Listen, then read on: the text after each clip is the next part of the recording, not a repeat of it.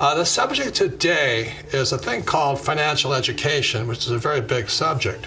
And the real key here is this: there's financial education for the poor, there's financial education for people who are middle class, and there's financial education for those who want to be rich. That something may disturb you because some of you are actually still poor people. You can make a lot of money and still be poor. Right, it's that person's choice and their freedom. Yeah. Believe in freedom as a core value. Yeah, you want to be poor, have a good time. I've been poor, I've been happy, and I've been middle class, and I've been happy, and I've been rich, but I've been happier. Yeah. So today you're going to find out once again, if you're poor, what is financial education for you? If you're middle class, what's the best financial education for you? And then what is rich? Again, I want you to hear that we're not trying to make fun of anything or any viewers or listeners. It's really important you know who you are. Like I said, I've been poor and I was quite happy being poor. And I've been middle class and I've been rich. But for me to change, I had to change whose advice I listened to. When I read the book, I think you talked about, I don't know, it's been 96, and my book came out in 97. I go, oh, geez. So in 96, I read about it, and today I don't drive one Ferrari, I drive two Ferraris. Now, and let me tell you something, I feel better than a Ferrari, It's a wonderful car, but so is a Toyota. So for most people, they should drive a Toyota Prius, right? Now, this is what we're getting at here. You see, it's your values, Yep. Right? Values. So when you read Rich Dad, Poor Dad, now you're struggling with Stanley's book about the millionaire next door. And how you became a millionaire was interesting. It was very easy in 1996 to become a millionaire just because the economy went like this in America. So you bought a house, let's say, when you're 25 for, let's say, $80,000, and by, some years later, the house is now worth $1 million.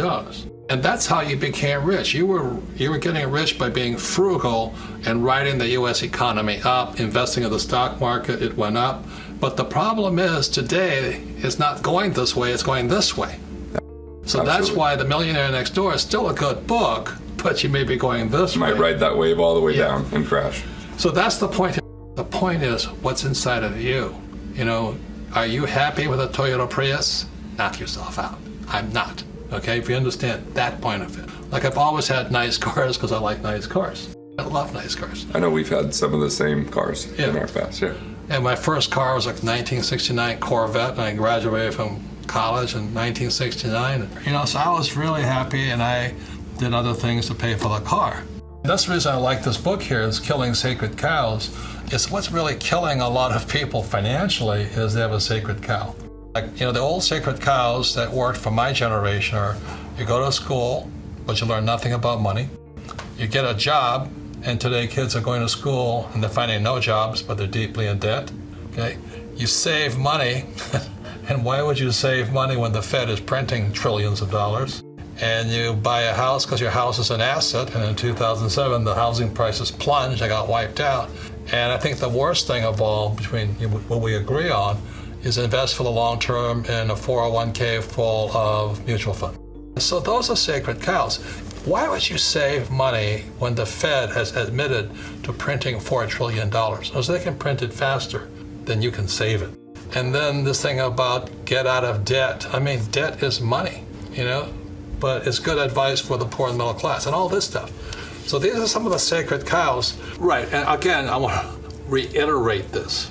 There's poor, middle class, and rich. And the cash flow game teaches people to be rich.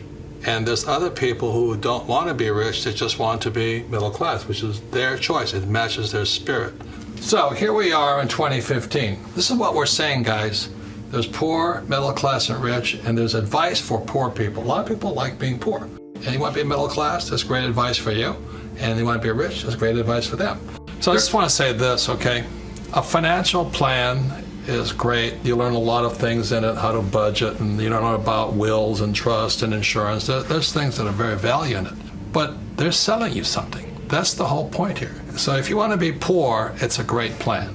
And the thing that I always cringe at, because it happened to me when I went to work for the Xerox Corporation, I go into my HR, human resource person, they sit me down and they say, now choose which mutual fund you want in your plan. The real subject is, do you want to be poor, middle class, and rich, and who do you listen to?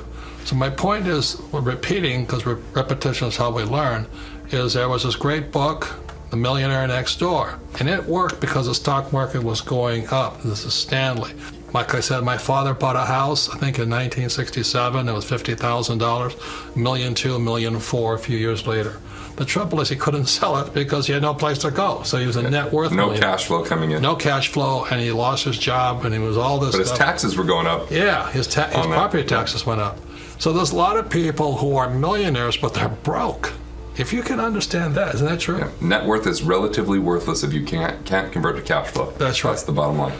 So there's millions of baby boomers right now, my age, who are in trouble, right? Yep. They're in serious trouble. And the reason they're serious, I won't go into too much detail, but between 2008 and 2015 today, what the federal government did, the U.S. Treasury, is they borrowed out the money from the pension plans of government employees. So the pension plans are empty, as is Social Security. Social Security's empty. Yeah, Social Security is empty. So all of you right now who are my age, let's say you're 50 plus, you're going, well, I'm going to have a happy retirement.